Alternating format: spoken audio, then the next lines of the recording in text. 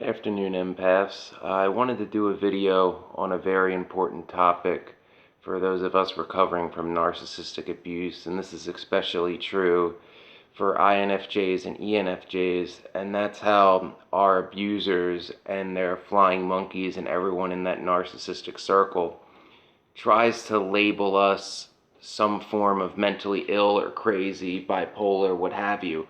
But this is usually in relation to our anger, and they try to label us as people with anger issues, and that's simply not the case. There's righteous, justifiable anger, and then there's irrational anger and blind rage. Now, a lot of times when us INFJs and ENFJs show anger, it's justified because it's in relation to the abuse we were subjected to for years or decades or however long it went. And I know, I'm 34 years old.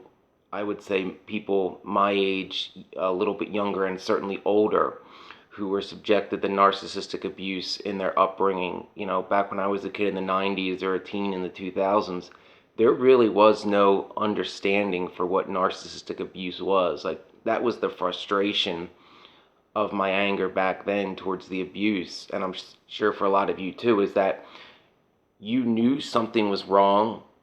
You could see like the double standards, the gaslighting, the smear attacks, everything that the network of abusers were doing to try to make you look as bad as possible and to question your own intuition and not trust your own judgment.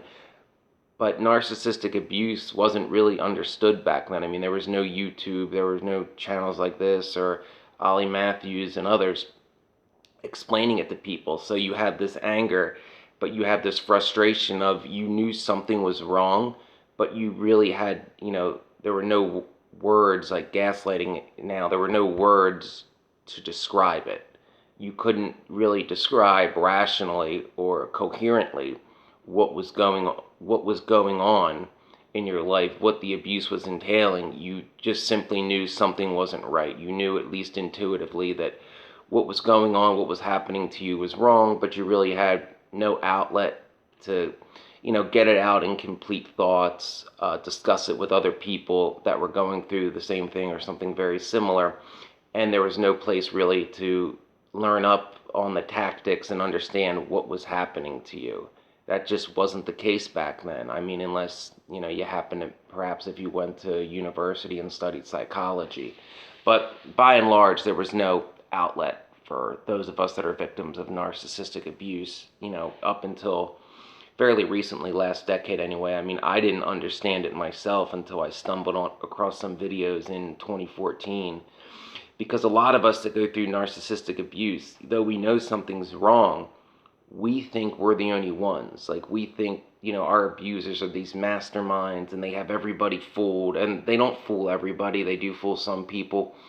But we think like no one else will understand what I'm going through. I can't even explain it myself. So, this must be something that, is so rare and so not understood that no one would even give me the time of day to try to put it into coherent thoughts. They would just assume, that my abusers are right and there's something wrong with me. And that's just not the case. We know that now.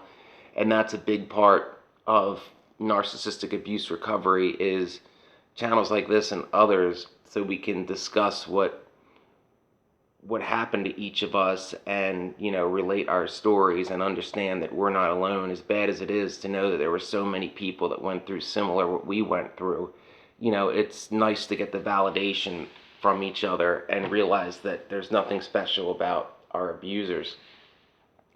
Now, back to my point with why INFJ anger is righteous and justified and not insanity. Well, blind rage and unjustifiable anger are things that are irrational. Like, an irrational outburst of anger would be, laying into somebody hard because they knocked over a glass of water onto the floor and you have to get it up with a towel. That's not something that's really impacting your life. That's something that's fixed in 5 minutes, no permanent damage. You clean it up, you get on with your life. The anger we're facing is from the abuse. It's from the tactics they've used. It's from years and decades of smear campaigns, of, covert narcissistic abuse, of our abusers trying to turn friends and institutions in the community against us, trying to make us look as bad as possible, trying to make us look bad in our professional career, telling us over and over again we can't do anything right, abusing us verbally, emotionally, physically, sexually, however, and making that seem, like how dare we speak up against it. And as INFJs and ENFJs, we're idealists and we have that natural inclination to challenge the status quo because, we see the world as it should be. We're very empathic people who don't really like conflict and try to avoid, situations like that. However, at the same time, a little more INFJs than ENFJs in this is we're going to fight for people we care about. Like, we can't stand to see someone we care about get exploited, get abused. We're going to call it out. We don't care if, the abuse is institutionalized as part of the status quo and the narcs and, the leaders of the community are like, well, is what it is. I just, par for the course. That's what you signed up for. God, everybody comes through this. And that's the tactics they'll use. And that's why they try to label us when we speak out. Because deep down, they know our anger's justified and righteous. When they see us get angry at the abuse, at their tactics, and basically calling them out on it being wrong, deep down they know the jig's up. They know we know, and that terrifies them. That terrifies them because a lot of their ability to continue the abuse is to, keep us, the flying monkeys, everybody involved in the situation to think there's nothing wrong with this abuse. They deserve it. This is the status quo, and, it is what it is, and this is how it's always been and how it should be, and, how dare you speak out against it? It's us as INFJs and ENFJs, defiance to, quote, bowing down to the status quo, and especially like the queen bee narcissist who thinks that, if it comes out of her mouth, it's therefore true. She has I just know powers. Like if she thinks the way something works, then ergo it works that way, and how dare you call her out and, try to convince people otherwise. It doesn't matter what facts you have or data, you're not allowed to be right. That she is right by definition, divine rule of kings type thing. Narcissists don't like democracy or people having an equal say to speak up. They don't like things like the Bill of Rights or even Magna Carta. That's because they're special. They're they see themselves as this demigod who just has these abilities that no one else has, and they truly believe that they're so special that whatever they believe is the reality, and that reality bends its will to them. It's sick and delusional. But in the point of our anger, it's important to understand what narcissistic abuse is, because now, not only is our anger not irrational, but it's not coming from a place of we don't know how to explain it. That's why channels like mine and many others that have much, much more subscribers and have been at it a long time is so important for us, so we can understand, we can put it into words why we're so angry, because it's how we were treated. You have every right to be angry about the abuse you faced, and we have every right to call out the abusers for what they've done. Them saying we don't have a right to be angry would be like somebody saying you don't have the right to be angry at the person who burned your house down. Narcissistic abuse in some of their tactics is downright criminal. So, them saying we don't have a right to be angry would be like saying you don't have the right to be angry against someone who committed a crime against you.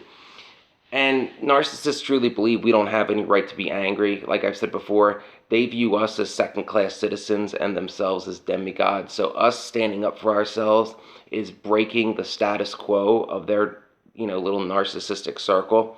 And they can't stand that. They won't have that. They'll use whatever dirty, underhanded tactics to try to make you look as bad as possible, regardless if they can back it up with any facts or not. They're just going to throw stuff at the wall, hope it sticks, and you're not allowed to defend yourself. And God forbid, if you get angry, or God forbid you air some of their dirty laundry. No, because remember, you have no rights, and they have extra rights.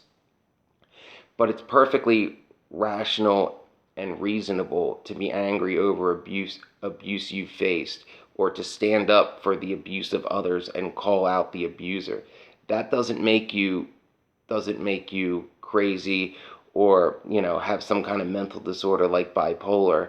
If you want to be sure, you can always go and get a psychological workup. As I've mentioned before, I've had quite a few over the years, in relation to applying for jobs, like being a professional firefighter, where that's a job requirement to have it. And while it's nice to know yourself that professionally nothing's psychologically wrong with you, it's not going to matter to your abusers. You could have the most renowned psychologists in the world examine you, and they'll just fall back to, I just know, because they're so delusional that the way they see the world in their head, they think that that's truly real. They truly believe their own delusions to a large level, even though at the same time they can't be confronted with the truth. And it's important to know, if they're pointing out your anger as irrational, as crazy, make sure to always point out when they show anger and what they're showing anger towards. And usually, from what I've seen, they'll get really angry when we tell the truth about them, like things we can actually back up, things we have proof on, things that they don't even deny as being true.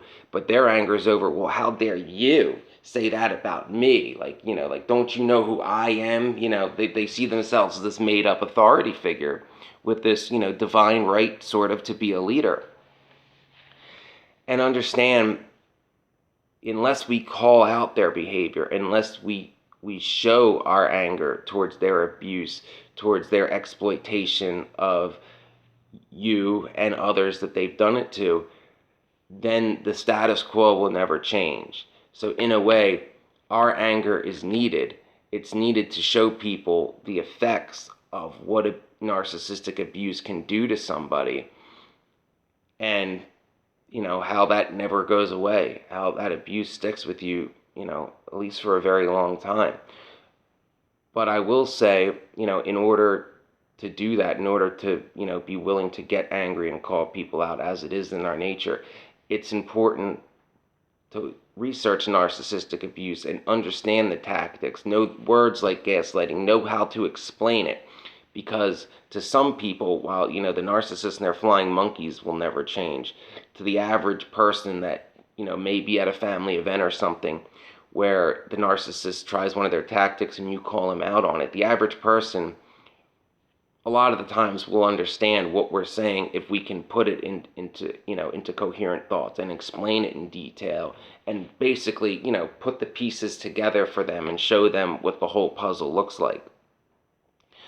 So understand, that INFJs and ENFJs, our anger towards our abuse, towards, the abuse that's been done to us, is not irrational. Irrational anger is often, directed randomly at random things, or taken out of context. Being angry over abuse you faced and people who abused you is perfectly rational and righteous, and you have every right to call them out. Thanks everybody for listening. Please like and subscribe to the channel. I'm a fledgling channel here, trying to find my little niche on YouTube, and I appreciate everybody who's taken the time to listen to me. I'll catch you guys next time. And just a reminder, next week John Atack will be posting on his channel the interview that we had on Wednesday, and his channel again is John Atack Family and Friends. I recommend anybody check it out. He's got a lot of good videos. He interviews a lot of very intelligent, interesting people. And especially check it out if you have any interest in former Scientologists calling out the church and their abuses, as John has himself, and wrote a book about it. And he often interviews people like Mike Rinder. So thanks again for taking the time.